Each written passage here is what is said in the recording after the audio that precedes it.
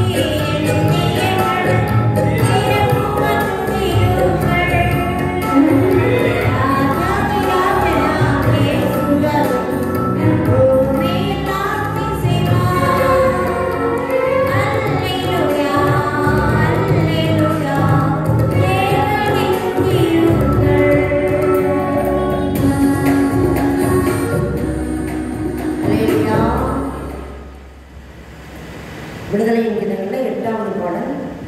இயேசு எங்கள் வாழ்வில் பலனானார், எனக்கு என்ன ஆனந்தம். அவர் தான் நம்முடைய பலன். வேற எந்த பலனும் நம்ம என்ன செய்ய முடியாது, பாதுகாக்க முடியாது. தாவீது சொல்லுவார், கர்த்தரின் பலன், கர்த்தரின் பலன், கர்த்தரின் பலன், நீரே என் பலன் அப்படின்னு சொல்லி நிறைய இடங்கள்ல அவர் சொல்லியிருப்பார். நமக்கும் அவர் தான் நம்முடைய வாழ்க்கையில் பலன். நம்முடைய வாலிப காலத்தில், நம்முடைய பிரச்சனைகள் நேரத்தில் நமக்கு அவர் பலன் தரப்போய் தான் இன்ன வரைக்கும் நம்ம என்ன பாதுகாக்கப்பட்டிருக்கிறோம். நம்ம அவரை துதித்து இந்த பாடல்களை பாடுவோம்.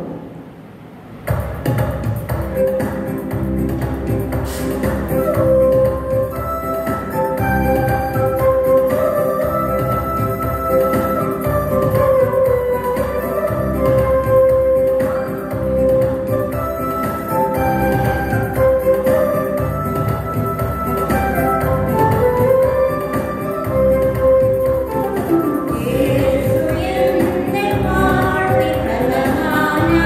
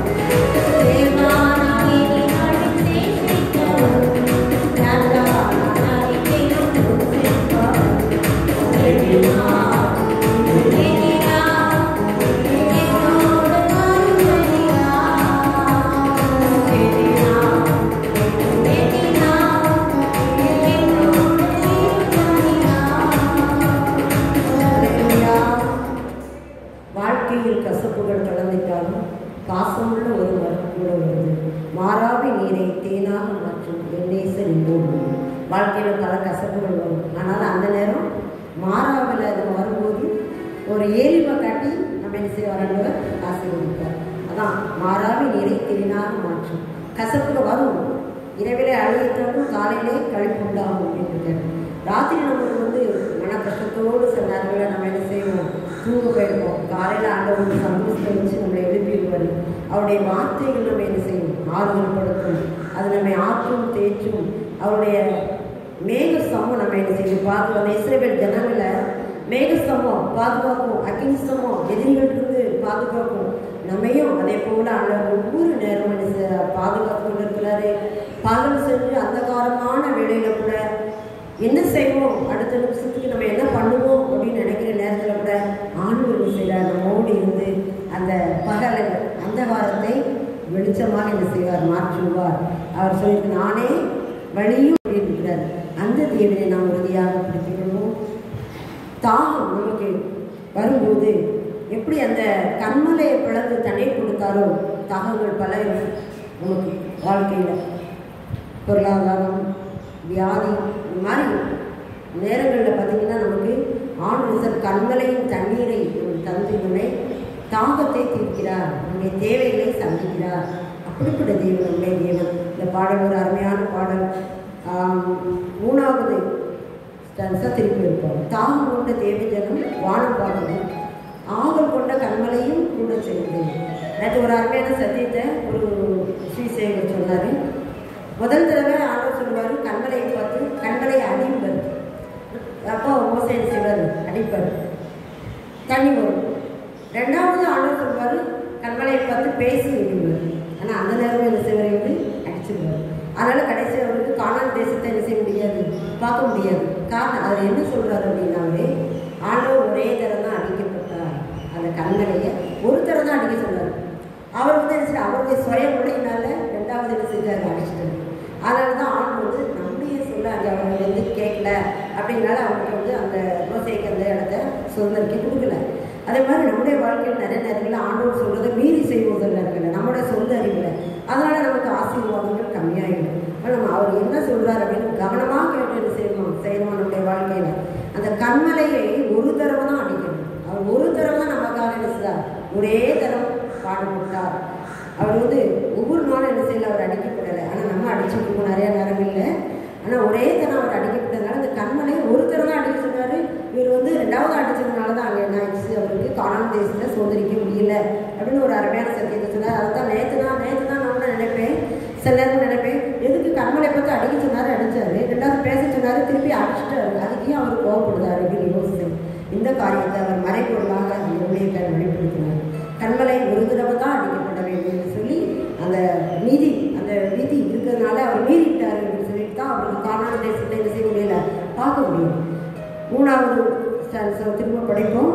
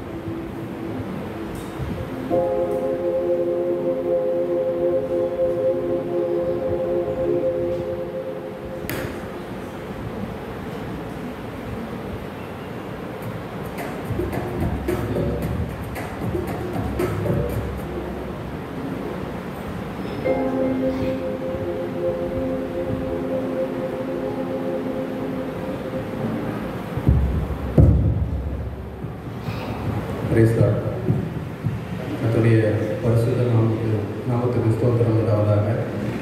இந்த ஊழியத்தை நடத்தி வருகிறார், அக்கிரமி ஊழியத்தை நடத்தி வருகிற ஐயாவையும் இயேசு கிறிஸ்துவின் நாமத்தினாலே வாழ்த்துகிறேன். இந்த இடத்துல மிகப்பெரிய ஒரு எழுப்புதலை இவங்க மூலமாக ஆண்டவர் கொண்டு வரணும்னு திட்டம் வைத்திருக்கிறாரு. நம்மளையும் அதில் பயன்படுத்திக்கிட்டு வராரு.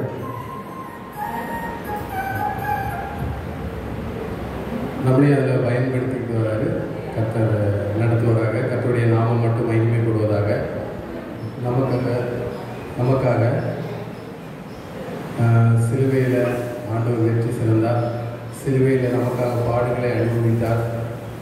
வானத்தையும் பூமியும் படைத்தவர், சர்வ சேனைகளுக்கும் தலைவர், பரிசுத்த ஆவியானவர், காற்றையும் கடலையும் அதட்டினவர், நமக்காக நம்முடைய பாவங்களுக்காக அக்கிரமங்களுக்காக இந்த பூமியிலே மனிதனாக இறங்கி வந்து நம்மை மீட்கும் பொருளாக அவர் தன்னையே பலியாக கொடுத்தார். இந்த நாட்களில் நம்ம அதை நினைவு கொண்டுட்டு இருக்கிறோம். நேற்றைய தினங்கள்லாம் நமக்கு புனித வழியாக நம்ம அதை அனுசரிச்சுட்டு வந்தோம். கர்த்தருடைய நாமம் மட்டுமே மகிமைப்படுவதாக.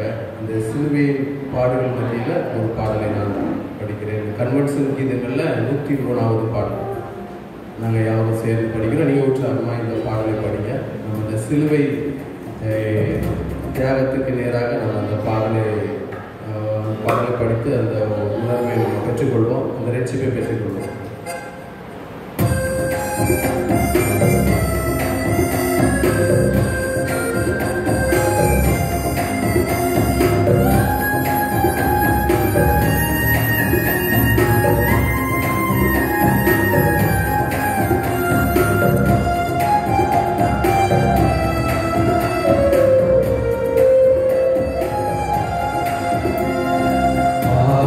புகழிடமே சுரட்சகர் பாவிக்கு பலியாக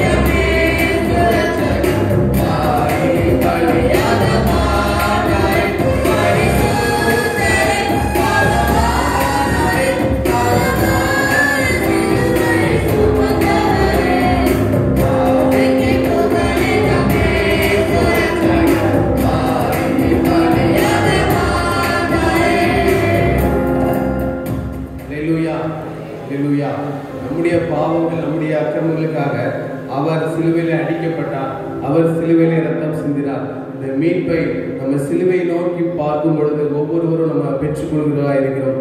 ஆண்டவர் நம்ம சமூகத்துல எப்பொழுதும் இடைப்படுவாரானால் நம்ம இடத்துல பாவம் காணப்படாது. அதனால் நம்ம சிலுவை நோக்கி பார்க்கும் பொழுது நம்ம இடத்துல பாவங்கள் அக்கிரமங்கள் எல்லாவற்றையும் அவர் நம்மை விட்டு விலக்குகிறாய் இருக்கிறார். சிலுவை நோக்கி வரும் பொழுது நம்மளே நம்ம தாழ்த்துகிறோம். ஏன்னா அவர் உலகத்தையும் அண்ட சராசரங்களை படைத்த தேவன் தன்னை தாழ்த்தி மனிதனாக இந்த பூமியில இறங்கி வந்தார். எவ்வளவு பெரிய ஆச்சரியம்! ஒரு ஆட்டுக்குட்டியை போல, ஒரு கத்தரிக்கப்படுகிற ஆட்டுக்குட்டியை போல அவர் நின்று நம்முடைய பாவங்களுக்காக இரக்கம் பாராட்டினார். நமக்காக பரிந்து பேசுகிறவராய், பிதாவிடத்தில் பரிந்து பேசுகிறவராய் இருந்தார். நம்முடைய வாழ்க்கையில இருக்கிற பெருமைகள், நம்ம வாழ்க்கையில இருக்கிற எல்லா காரியத்தையும் அவர் சமூகத்துல ஒப்பு கொடுப்போம். அவன் எவ்வளவுக்கு எவ்வளவு தாழ்த்துறோமோ, தன்னைத்தானே எவன் தாழ்த்துகிறானோ அவன் உயர்த்தப்படுவான் என்று ஆண்டவர் சொல்லியிருக்கிறார். அதை தான் ஆண்டவருக்கு நமக்கு சிலுவையில் செய்து காட்டினார். அந்த நிலையை நம்ம உணர்ந்துகிறோம். ஒரு பாடலை பாடி நாங்கள் முடிக்க இருக்கிறோம். 365வது பாடல், விடுதலை கீதுகள் 365வது பாடல், அக்கினியில் நடந்து வந்தோம். 365.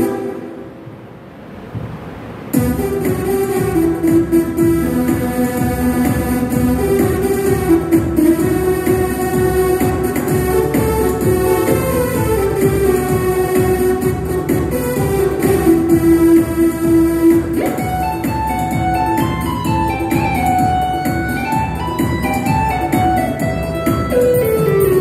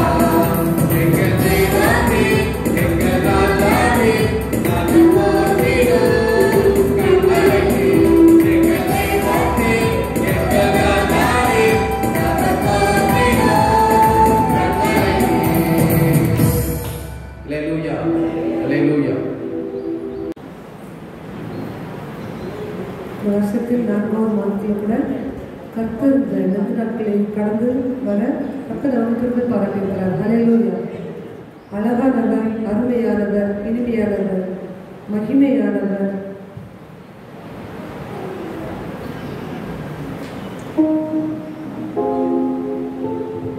நம்முடைய மீட்பரானவர் நம்மெல்லாம் அவருடைய ரத்தத்தினால கழுவி நம்மை மீட்டெடுத்த தேவன். ஹல்லேலூயா. உலகபூர்வமாக வாழ்ந்த நம்மளை, புறஜாதியரை வாழ்ந்த நம்மளை கூட ஜீவனுள்ள தேவன் இயேசுதான் என்பதை கண்டுகொள்ளும்படியாய் அவருடைய ரத்தத்தினால கழுவி நம்மை மீட்டெடுத்திருக்கிறார். ஹல்லேலூயா. அவருடைய ரத்தத்தினால நம்ம கழுவி மீட்கப்பட்டிருக்கோமா? நிறைய இடத்துல அம்மா சொன்னது மாதிரி நம்ம தான் இயேசுப்பாவை நிறைய இடத்துல சிலுவையில் அடிக்கிறோம். ஆனால் நமக்காக அவர் ஒரே தடவை அடிக்கப்பட்டார். ஹல்லேலூயா. ஆனால் நம்மளும் 7 நாட்களில் தீர்மானம் எடுத்திருப்போம். கர்த்தர் அதை நிறைவேற்ற நமக்கு திரும்ப தருவார். எனக்கு தெரிந்த பாடல் அழகானவர், அருமையானவர், இனிமையானவர், மீட்பரானவர் அவர் இயேசு. அவர் மாத்திரம்தான் நம்மளை மீட்டெடுக்க முடியும். இப்போ உலகபூர்வமாக நம்மளுடைய நண்பர்களாக இருக்கலாம், பெற்றோராக இருக்கலாம், எல்லாரும் சொல்லலாம் நம்மளை மீட்டெடுப்பே அப்படின்னு சொல்லி. ஆனால் அவங்களால உண்மையான அந்த ரட்சிப்பை நமக்கு தர முடியாது. ஹல்லேலூயா. விடுதலை கீதங்கள் பாடல் புத்தகத்தில் 106வது பாடல்.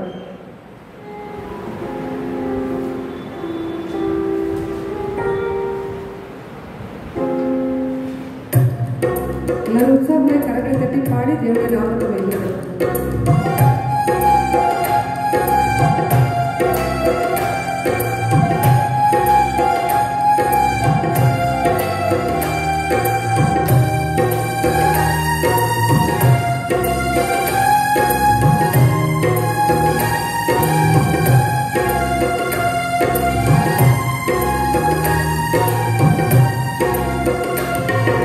அழகானவர், அருமையானவர், இனிமையானவர்,